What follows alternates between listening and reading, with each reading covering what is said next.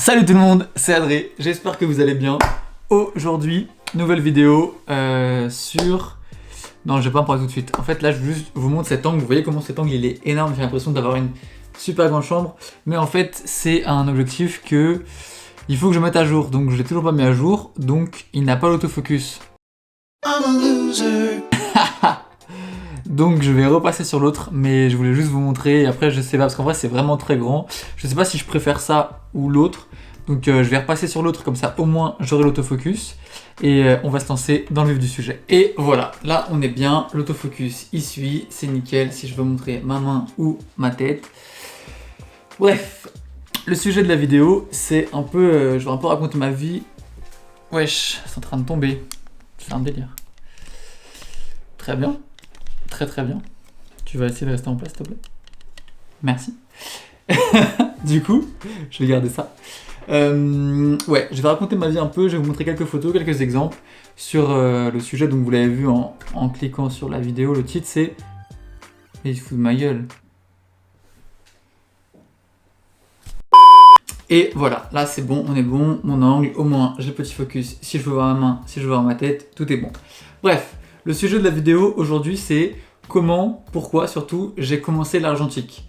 Parce que moi il faut savoir que j'ai commencé au numérique, j'ai commencé pas avec Instagram mais j'étais à fond dans... En gros je suis parti en vacances avec mes parents, ils m'ont offert un appareil photo quand on allait aux États-Unis et j'ai kiffé. Bon après je vais mettre des photos, je faisais des photos des écureuils, en gros on allait à Monument Valley, on a fait un peu... la côte ouest des États-Unis, Las Vegas et tout. Donc moi j'avais mon petit appareil photo, clac clac clac, je faisais mes photos de touristes. En rentrant à Paris, j'ai gardé ça. Et j'ai continué à faire des photos de mes potes et tout. À Noël, j'ai eu un autre appareil qui était un peu mieux avec des objectifs interchangeables parce que celui-là tu pouvais pas changer d'objectif, c'était genre vraiment un style point and shoot. Donc j'en ai eu un nouvel appareil où tu pouvais changer d'objectif, faire du portrait, faire du grand angle et tout. Et j'ai continué de faire des photos de mes potes, tout ça. Après j'ai téléchargé Instagram, j'ai commencé à poster mon projet 365. Pour ceux qui ne savent pas, en gros je me suis lancé le défi en lançant un compte Instagram de poster une photo tous les jours pendant un an. Donc tous les jours avant minuit il devait y avoir une nouvelle photo pendant 365 jours. Donc c'était mon projet 365 qui a bien marché, c'était cool, je suis trop content d'avoir fait ça. Et ensuite je commençais déjà à taffer un peu dans la photo et je me suis dit pour progresser, pour apprendre encore plus, je vais faire une école de photo. Et en rentrant à l'école, moi je faisais que du numérique. On nous a dit ouais vous allez devoir faire un peu d'argentique et tout. Moi je voulais vraiment pas faire ça. On n'avait pas le choix, donc j'ai fait une pellicule en noir et blanc. Je sais même pas si c'était ma première, je vais regarder en même temps les trucs et tout. Mais j'ai fait une pellicule pour noir et blanc pour le projet qu'on devait faire pour l'école. Et franchement j'ai pas du tout kiffé. T'es là, tu devais shooter, tu voyais pas ce que tu faisais. Tu devais attendre de la faire développer quand c'était enfin genre tu pouvais pas la retoucher si c'était raté, c'était trop sombre machin, c'était vraiment une galère. Le fait de devoir attendre pour les avoir plus tard et de même pas avoir une prévisualisation de si ça te donne ce que tu veux. En fait moi ça me frustrait de ouf. Je suis quelqu'un d'hyper rapide, hyper un peu geek, tu vois, leur technologie et tout, donc pour moi l'argentique c'était même pas question d'en parler. Donc première pellicule que j'ai fait, c'était 2018, non même pas, je sais pas si j'ai fait de l'argentique en 2018, 2019, début d'argentique, une première pellicule ça devait être début 2019, ouais janvier 2019, donc j'ai commencé à faire ça, et j'ai récupéré l'appareil de ma mère, qui avait un appareil argentique aussi, et donc il y avait des pellicules périmées et tout dedans, d'autres pellicules de chez mes grands-parents qu'on a ramené périmées. J'ai commencé à shooter ça, et de fil en aiguille je shootais, mais je le prenais très occasionnellement, genre vraiment j'étais pas dans le délire et tout, mais j'essayais de me forcer, et puis comme les pellicules étaient périmées ça faisait des rendus, j'aimais pas trop et tout, et puis à un moment je me suis dit j'en ai marre du numérique, j'avais laissé l'argentique de côté depuis un moment. Et j'aimerais trop faire du Polaroid. Et donc je voyais des photos, là j'en ai une sous la main par exemple, tu vois, faire des trucs comme as. J'aime trop le Polaroid, le fait que ça s'imprime, de voir ta photo, d'avoir des couleurs différentes, d'avoir un rendu différent, d'avoir une approche aussi différente de la photo. Je trouvais ça grave cool. Et j'ai vu les prix, et du coup je me suis dit non en fait c'est pas grave cool du tout, c'est trop cher. C'est trop cher. C'était les Polaroid, c'était genre 2 euros la photo, tu vois. Donc bim, 2 euros, 2 euros, 2 euros, 2 euros. À cette période-là, j'avais envie de changer du numérique, mais j'avais pas assez d'argent pour me dire que j'allais pouvoir faire des photos à 2 euros. Donc je me suis dit non, pas pour tout de suite, on va réessayer l'argentique. Donc j'ai repris l'appareil de ma mère, j'avais des nouvelles pellicules, j'ai racheté les trucs, et à l'école on avait des scanners argentiques. Donc j'allais shooter et j'allais les scanner à l'école. Et là je me suis dit, franchement il y a un truc, je crois qu'il y a un truc que j'avais pas vu avant, une approche de la photo qui est différente, et le rendu qui est incroyable avec les pellicules périmées que j'avais. Ça me faisait des trucs comme ça, vous allez voir, hyper granuleux, hyper beau, avec un rendu de la lumière, et ouais, du grain, de la lumière, des couleurs, de la profondeur des trucs et tout, avec ces couleurs un peu spéciales qui étaient hyper beaux. Et franchement, j'ai accroché. J'ai fait un stage chez Yard et je l'ai pris pendant mon stage en soirée. J'ai fait quelques portraits dans le métro, j'ai fait des photos. Voilà, après j'ai acheté un appareil argentique 3D pour faire des portraits 3D. J'avais kiffé un peu le délire de faire ça. Je l'ai emmené j'ai fait des shoots avec une pote. J'ai fait des portraits de mes potes sur le clip de Lord Esperanza. J'ai fait quelques photos comme ça aussi. Et voilà, et après je me suis dit vas-y, c'est ça en fait que je kiffe. Je l'avais encore assez occasionnellement, enfin je le prenais, mais vraiment je faisais combien, une, deux, ouais, ah non, j'en ai fait beaucoup quand même. Jusqu'à avant mars, je testais un peu, et puis après, à partir de mars, je faisais genre facile 5-6 pellicules par mois. Ouais, 5-6 pellicules par mois. Je suis tombé dedans, franchement je suis tombé dedans. Et puis après j'avais plus de pellicules périmées, donc j'ai acheté de nouvelles pellicules. Portrait 400, moi je kiffe. J'ai shooté, donc je vais vous montrer un peu tout ce que j'ai pu faire en argentique depuis. Et voilà, et en fait c'était cet aspect, en termes d'approche créative, ça m'a beaucoup fait réfléchir, parce que comme je disais en fait, j'ai changé de mentalité et j'ai vu un peu les défauts que je voyais avant en force. J'ai un peu retourné le truc. Par exemple, tout ce qui était relou, que je trouvais relou, par exemple, le fait que tu puisses pas voir ta photo sur le moment, je trouvais ça relou. Le fait que tu doives attendre, je sais pas, plusieurs jours, plusieurs semaines des fois pour avoir tes photos, je trouvais ça chiant. Et le fait que tu devais payer genre 10 euros, 20 euros avec le développement, et t'avais que 36 photos, par pellicule, tu peux pas mitrailler, tu peux pas rafaler, tu peux pas ne pas réfléchir à ce que tu fais. Et donc ces 3 éléments, ça m'a fait réfléchir et ça m'a complètement changé mon approche de la photo. Donc parce que pour moi le seul point positif à la base c'était le rendu. Le rendu argentique qui est très très très beau, et pour moi qui est inimitable en numérique. Mais pourtant je suis quelqu'un d'assez pointu dans la couleur, dans le rendu, dans le détail. Donc j'ai prévu de faire une vidéo où je vais tout donner, pour avoir le rendu le plus proche possible de l'argentique avec du numérique. Ça sera une vidéo future si ça vous intéresse. Et donc c'est prévu, mais pour moi pour l'instant dans ma tête c'est inimitable, vraiment la plage dynamique, le rendu des couleurs, du grain, la finesse, de la peau et tout, genre vraiment c'était trop beau pour ne pas être fait, donc je me suis lancé. Mais ouais, vraiment le fait de devoir attendre et pas avoir beaucoup de photos, c'était relou. Et donc j'ai inversé ça. Et en fait le fait que t'aies que 24 à 36 poses, 24 à 36 images que tu puisses faire par pellicule, ça fait que avant de déclencher chaque photo, tu réfléchis de ouf, tu te dis est-ce que vraiment ce que je vois, cette scène et tout, ce moment, je veux l'inclure dans ma pellicule. Et en fait ça te fait réfléchir à plein de trucs, et au lieu en numérique de faire une photo, puis après de la regarder, puis après d'en faire une autre, de changer un peu d'angle, de machin, de trucs et tout, et à la fin d'être chez toi et d'avoir 10 000 possibilités et de choisir après, et ben là ça t'oblige à choisir sur le moment ton meilleur cadrage. Donc tu vas regarder, tu vas bouger, tu vas monter, tu vas clac, hop, et là quand tu sens que tu as ton truc et que ça vaut le coup, là tu déclenches, et pas avant. Et c'est ça qui vraiment qui a changé ma perspective et mon approche aussi de la photo, le fait de vraiment devoir réfléchir à ce que tu fais à l'image que tu es en train de faire, parce que tu peux pas te permettre de faire 6 fois, 8 fois, 10 fois, 15 fois la même photo avec un angle différent, parce que ça te revient trop cher. Donc cette approche-là était hyper intéressante, donc ça m'a beaucoup changé, juste le fait de réfléchir à ce que tu fais en fait. Et le deuxième truc, c'était donc devoir réfléchir et les 36 photos. Et le deuxième truc, c'est le temps que ça met à ce que tu vois les photos. Donc tu vas les shooter, t'as aucune idée de si la photo elle rend bien ou pas, parce que vu que le numérique c'est quand même assez fidèle à la réalité, tu vois, tu peux faire une photo avec ton iPhone, bah c'est un peu ce que tu vois, que tu vas voir sur ton écran.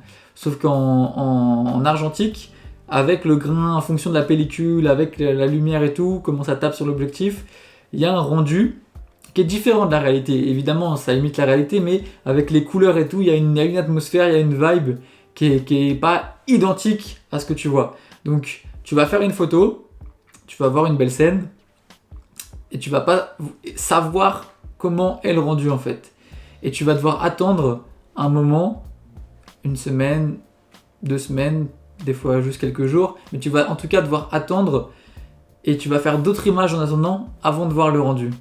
Donc ça contribue aussi au fait de devoir s'appliquer avant chaque photo, parce qu'en fait tu vas pas pouvoir la regarder et dire non il faut que je la refasse machin, c'est genre tu vas faire du mieux que tu peux et tu vas faire ta photo et tu vas passer à autre chose. Donc c'est un processus qui est hyper, peut-être pas, je sais pas, j'ai envie de dire linéaire dans le sens où tu dois progresser en fait. Tu dois faire tes trucs et avancer constamment parce que t'as pas le temps t'as même pas la possibilité juste de regarder si ce que t'as fait c'est bien et comment tu peux l'améliorer. Faut vraiment, ça t'ouvre ta vision sur le moment, et donc une fois que t'as tes photos quelques jours ou quelques semaines après, il y a une redécouverte de ce que t'as fait que je trouve qui est incroyable. Ça me l'a fait vraiment beaucoup à New York. Là j'étais à New York en mars, juste avant le confinement, la semaine d'avant, et j'étais avec des potes. On faisait pas tous de l'argentique, mais on était plusieurs à faire de l'argentique, et on avait trouvé un labo, je leur avais conseillé un labo, on était tous allés, on allait poser des pellicules, et le mec nous disait 2 jours ou 3 jours après, vous revenez, vous le récupérez. Donc on est revenu 3 jours après, et le soir on s'est posé à l'appart, au Airbnb qu'on avait loué, on a ouvert l'ordi, on a mis la clé, et on a vu les photos qu'on avait faites, tu vois. Et on était choqués. On était choqués parce que tu redécouvrais les trucs que tu avais fait 3 jours, tu fais ah ouais putain celle-là je me rappelle, elle rend trop bien ou elle rend pas bien ou machin, mais en fait tu redécouvres ce que tu as fait, j'en perds les mots tellement pour moi c'était une émotion qui était forte, parce qu'en fait tu voyais avec des couleurs et une mise à plat un peu de la vision que tu avais eue, tu te rendais compte en fait du combo de la pellicule, de la lumière, du moment que tu avais capté, parce que toi tu sais le moment que tu captes. Mais tant que t'as pas vu la photo, tu sais pas si ça rend bien ou pas. Parce que nous, on voit en 3D et on voit pas la lumière, elle rend pas, il y a pas de grain, il y a pas de machin. La lumière, on est tellement habitué à nos propres yeux qu'on se rend pas compte de ce qu'on fait. Alors que quand c'est une photo, c'est de la 2D. Donc c'est un plan plat. Donc la perspective, elle est complètement différente, même si c'est la même chose. Comme notre cerveau, il calcule tout en 3D, en fait, on a une perception qui est hyper différente à la photo. Et donc, voir la photo et se dire putain, ça rend trop bien, ou alors un truc que tu pensais bien, bah il rend mal, ça t'apprend beaucoup. Et surtout, on était en plein délire parce qu'on était là, on avait 2-3 pellicules chacun, et du coup, on avait des centaines de photos à regarder.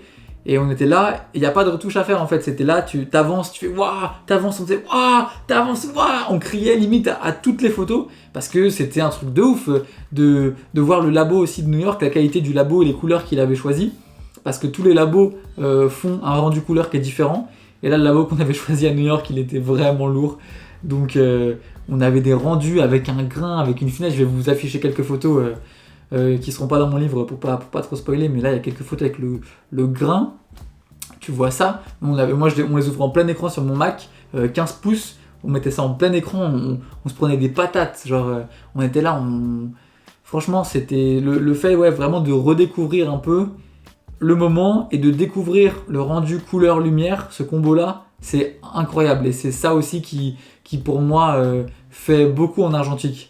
Donc c'est pour ça que je pense que c'est important d'avoir un bon labo qui te fait un rendu et qui te surprend et qui soit assez fin pour répondre à tes attentes, et que quand tu vois les photos tu te dis putain il y a un truc plus que juste il a numérisé les photos machin. Après bon là je vais peut-être un peu loin dans ce que je dis, genre tous les labos font des trucs très bien, mais je me suis rendu compte vraiment de la différence avec Paris et New York quand on y était avec le mec qui nous a fait un rendu du grain. Je vais vous comparer une photo scannée à Paris et une photo scannée à New York. Enfin, le grain, moi, j'avais jamais vu ça à Paris. J'étais choqué. Vraiment, c'était trop lourd. Et du coup, découvrir ce type de rendu new-yorkais avec nos photos, avec la ville aussi, c'était fou. C'était fou. Donc, depuis début 2019, j'ai commencé à l'argentique à vraiment m'y intéresser. En mars, avril, ça y est, je commençais à faire 5-6 pellicules par mois. Maintenant, je veux pas regarder à combien j'en suis. J'en fais beaucoup. Je fais du numérique que quand on m'y oblige, donc quand je travaille en général parce qu'on veut les photos rapidement. Et dès que j'ai le choix, je fais de l'argentique. Donc là, j'ai fait du numérique ce matin parce que c'était un petit taf. Mais sinon, ça devait être la 3e fois en 4 mois que je prenais mon appareil numérique. Maintenant, je fais que de l'argentique, je sors. J'ai 3-4 appareils argentiques sur moi. Vraiment, c'est argentique. Je vis argentique, c'est mon délire. Et c'est pour ça aussi je me dis sur YouTube, ça peut être cool d'avoir un Français qui parle d'argentique et qui est à fond dans son délire et qui partage plein de trucs. Je vais regarder quand même à combien j'en suis. En juin, j'ai fait une 144, c'est combien? 144 divisé par 36, 4, parfait. Donc j'ai fait 4, 5, 6. Ah bah non, j'ai fait 6 pellicules. J'ai fait 6 pellicules en juin. En fait, il y a des périodes, en fait ça dépend des semaines en fait. Mais en vrai, en moyenne, je dois être à 10 pellicules par mois, un truc comme ça. Parce qu'il y a une semaine où je peux en faire 4-5 pellicules. Et après, il y a des semaines où je vais pas shooter, je vais en faire que une en 2 semaines. Mais en moyenne, ouais, là j'ai quoi? J'ai le confinement. New York, c'était mars. Ah oui, mars, j'ai fait 300, 400 photos. Donc 400 photos divisé par 36, ça va faire... En vrai, putain, pourquoi ça bug? 400... Enfin, en vrai, j'en ai fait genre 138 plus 112 plus 145, ça fait 395. Donc 395 divisé par 4... non, par 36, ça fait 10,9, ouais, quasiment 11. Donc en vrai, c'est ça, je dois être une moyenne de 11 pellicules par mois. Ce qui est pas énorme, il y a des gens qui... Enfin, ça dépend, tout est relatif en vrai. Il y a des gens qui font beaucoup plus, il y en a qui font moins. Et ouais, maintenant, c'est ma moyenne, là, j'ai un bocal de pellicules. J'attends d'ouvrir mon propre labo pour faire scanner tout ça, par moi-même, du coup. Parce que je suis confiant dans la qualité du grain, du piqué et aussi des couleurs que je vais pouvoir réussir à faire et que je pourrais bien contrôler par rapport au labo. Donc voilà. Et donc j'attends de recevoir encore quelques trucs que j'ai commandés avant de pouvoir lancer mon petit labo de scan. En fait, j'appelle ça un labo, mais est-ce qu'on peut appeler ça un labo alors que c'est juste du scan? Je sais pas, je le fais. Donc voilà, j'en ai une dizaine encore là-dedans que j'ai shooté ce mois-ci et 4, 5, 6 que je dois avoir sur moi dans mes... Donc, tu vois, rien que là, j'ai mon appareil, je vais dans la rue, bim, je shoot. J'en ai partout des appareils. Et donc, ensuite, je me suis même pas lassé de l'argentique, je me suis toujours pas lassé, j'espère que je m'en lasserai pas.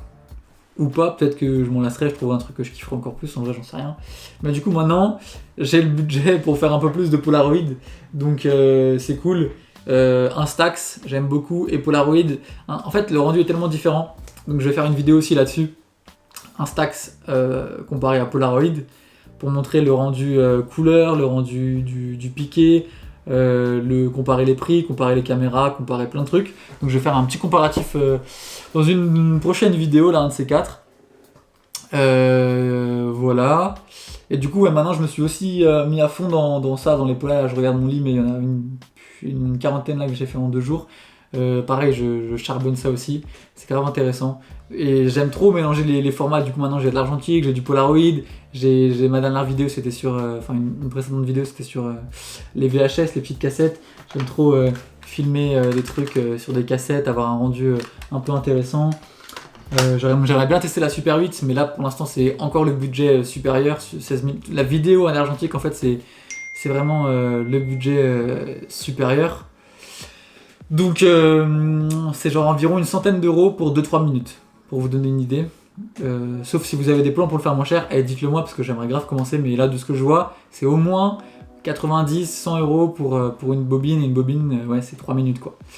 Donc c'est cool, moi je kiffe de ouf, mais c'est quand tu fais des clips et que tu as des budgets ou des prods derrière, quand tu es tout seul et que tu veux juste faire des vidéos YouTube, il faut être déter, si tu vois ce que je veux dire. Donc pas pour tout de suite, mais sinon ouais, je vais vous montrer quelques photos que j'ai fait à l'argentique. Et je vais finir sur ça en vrai. Je vous laisse regarder quelques photos que j'ai fait.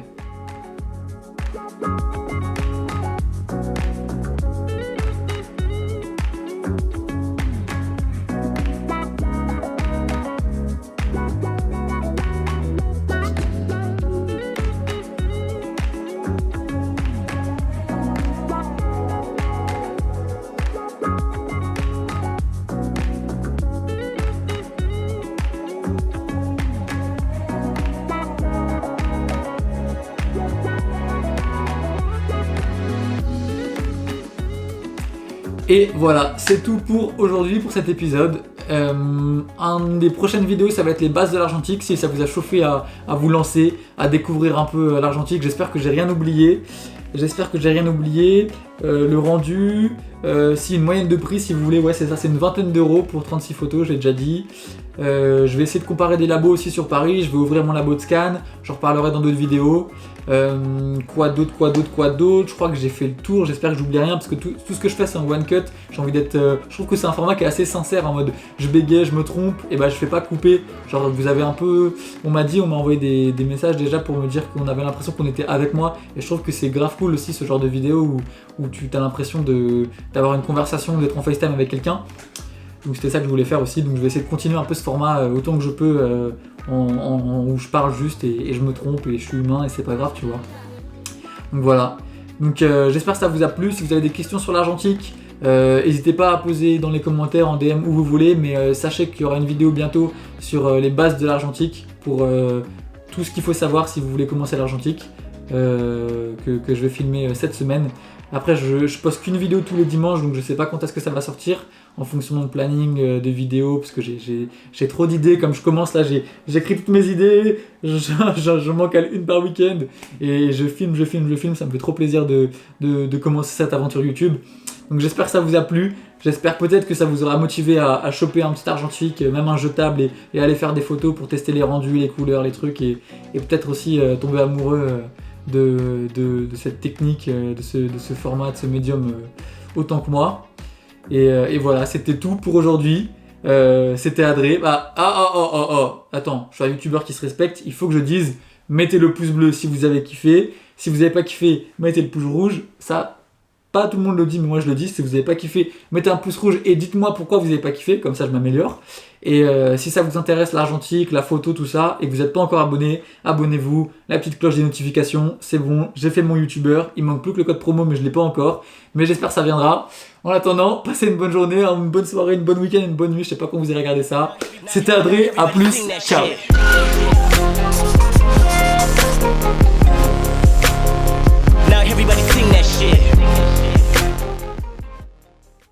Et bah voilà, une vidéo de plus dans la boîte.